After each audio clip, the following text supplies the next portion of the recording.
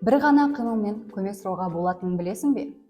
Бүгін біз сіздерге өмірді құтқаруға көмектесетін халықаралық көмек белгілерін көрсетеміз. Оларды есте сақта. Бұл саған қажет болуы мүмкін. Бұл халықаралық көмек сұрау белгісі.